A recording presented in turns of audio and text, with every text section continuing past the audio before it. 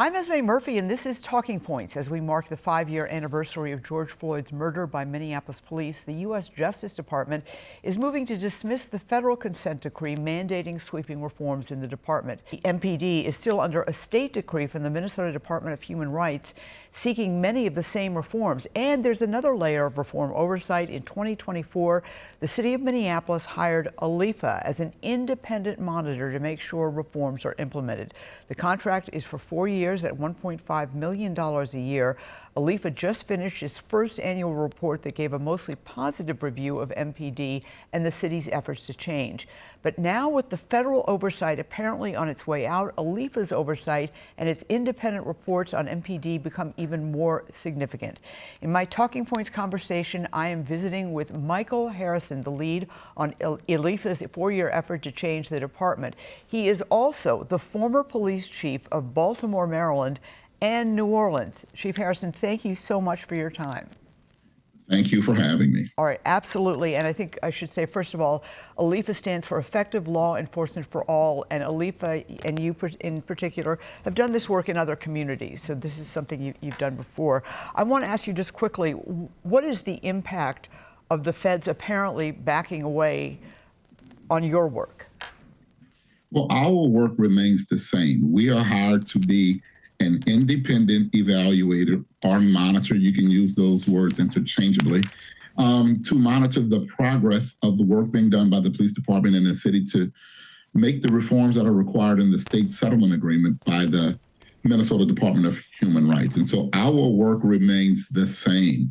We will report to a court. It's a court-ordered mandate, and we will report to the community in 2 ways: by virtue of a report that we put out twice a year and community meetings that we have every 4 months in person here in Minneapolis.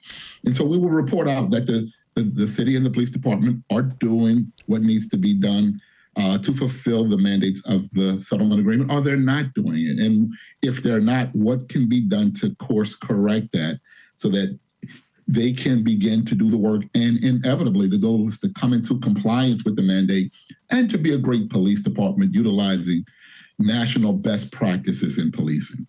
If you could address quickly, in the executive summary, you write, or the ALIFA writes, the city and the MPD have made more progress towards building a foundation for sustainable reform in the first year of monitoring than in nearly any other jurisdiction. What did you mean by that? So, very good question. Thank you for that.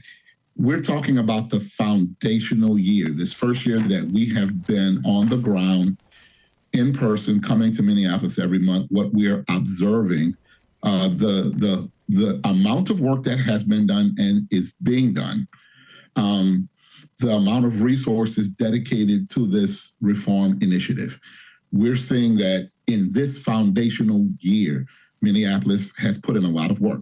The city and the police department have put in a lot of work to bring policies that weren't here to bear, to improve previous policies that existed, to dedicate resources to that policy writing and drafting, the creation of training, a training needs assessment, a master training plan. All of these things take a long time to do.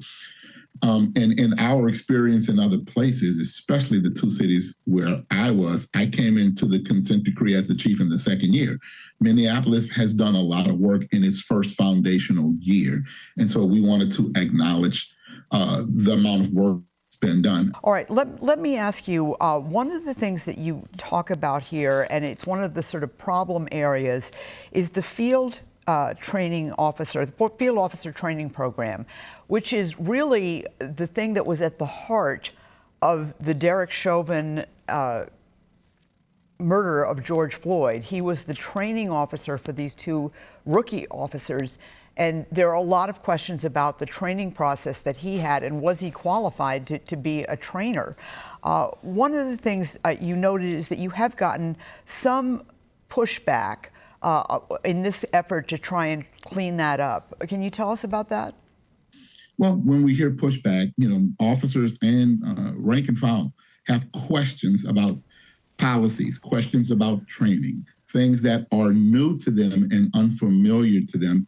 Perhaps they're not aware that other departments have been doing these national best practices for many years, some even decades. And so it's new. People have questions, and sometimes people reject change because they fear the unknown. Sometimes people just have questions about how does this pertain to me, and how does this make us a better police department. I think we want to make sure that they're utilizing best practices to ensure great training from a field training officer so that the culture can be set for a new employee at the very beginning that carries over through their career. One of the things you note in the report is that there was at times a serious issue with classroom behavior of some MPD personnel. Can you explain that? Well, we've had opportunities to observe training either in person or virtually.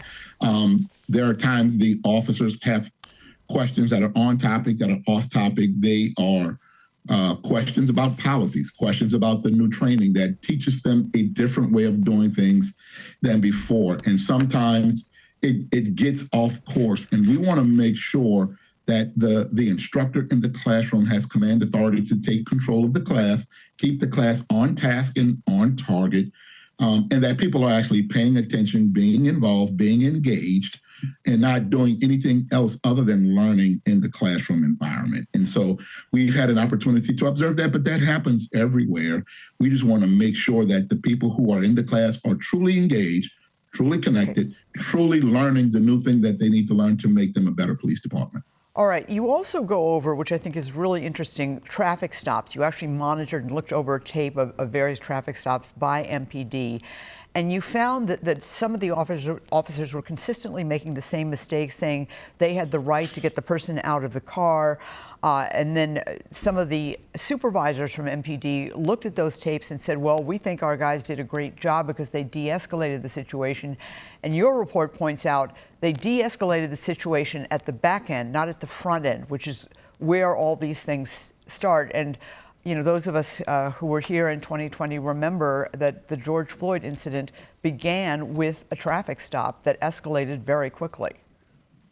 Well, we've had an opportunity to look at some of those and observe them as they assess their own videos, and they assess their own, they assess stops that happen in their agency. And we noticed that there were people who did not see any infractions or anything wrong with what happened, but we also saw people who absolutely believed that it was not done correctly and that it could have been done much better. And so we give them credit for, number one, putting on the review panel to look at that and then assessing it to figure out, was this a legitimate stop? Was there reasonable suspicion that led to probable cause, that led to any arrests or citations that were made? Were there any policy infractions? Were there any training issues or tactical issues? So they are doing that assessment, but we noticed that some were unaware because some of the policies that teach them about how to do what needs to be done are not yet here. Right. And so then again, some of the videos were quite old. And so we brought that to their attention. Okay.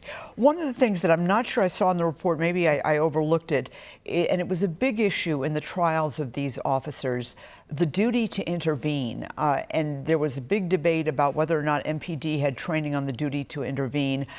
I think what happened was that the two rookie officers really got a very difficult rap here, getting so much time put against them because Minneapolis wasn't very clear about that, the duty to intervene. Is your analysis going to require that more? Well, everything that's in the settlement agreement, yes, we will be looking at that, and we will be reporting on if we observe where there is an incident and someone could have and should have intervened to prevent a bad act from furthering or from happening at all. We will be reporting on that. And yes, the policy and the training is to teach members of the department how to prevent a bad act from happening, and once it does, to stop it immediately. We've gone over a lot of things, the negative things in the report, but overall, I would say overall, this is a positive report. Do you feel that there's hope for the Minneapolis Police Department, which has gone through so much, not just in the 5 years, but the problems have gone back decades? Do you feel that this police department can turn it around? I absolutely have hope for the Minneapolis Police Department and the city of Minneapolis. Having been the only chief to have done 2 federal consent decrees in this country, I have seen it turn around. and I have seen what can happen in a city and in a police department with these type of court-mandated reforms. I have seen officers change their opinion of it, and I have seen policing go from bad to really good. And so there is hope, and I am hopeful, and ELIFA is committed to being here until we see it happen.